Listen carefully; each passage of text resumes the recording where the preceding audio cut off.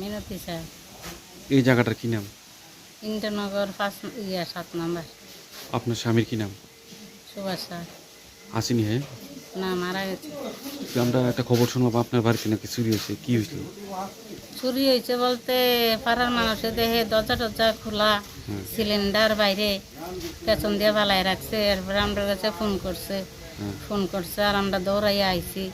আইয়া দেখি ঠিক ওই দরজাটা খোলা, পাড়ার মানুষে সিলিন্ডারটা আনছে আইনা ঘরত হয়েছে। এরপরে তারা চাইতে আছে, আমরা আইনি আইছি। আইয়া দেখি আমার বড় একটা টাঙা ছিল, হ্যাঁ। আলমারি আছিল, ফেস ধরো কাপড় চোপড় আছিল, সব লন্ড বন্ড কাগজ টাগজ সব কিছু ছিঁড়ছে, কিছু আলাই হালাই রাখছে। এরপরে স্বর্ণ আছিল 2 পদ, আর কয়েকটা বড় বড় কাঁচা টাকা ছিল, অনেক টাকা অনেক আগে এটি নিয়েছে।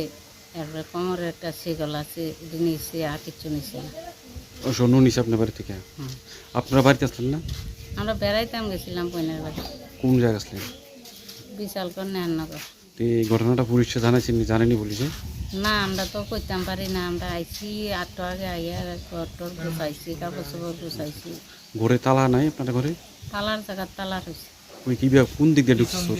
পেছন দিয়ে ফিস দুয়ার দিয়া মনে হয় একটা করতে জানি নদীর লাকড়ি ধরুন না, হ্যাঁ। এটা দিয়া কাজা দিছে, কাজা দিয়ে ছিটকারিটা ফালাইছে, ফালাইয়া এরপরে পাতাইলা লাড়ি আসছিল ওইটা ফালাইছে, ফালাইয়া ঘরে ঢুকছে।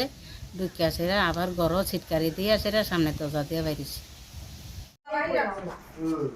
হ্যাঁ শুধু আসলটা বাহি রাখছে এই জায়গা শুধু বাহি রাখছে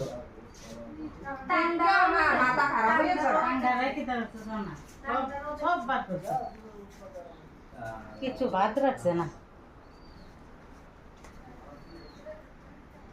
চোখের উপর হাত দিছে নি হ্যাঁ উপরটা দিছে না, উপর না না উপরে ওটা দেখছে মুতলা মুতলা।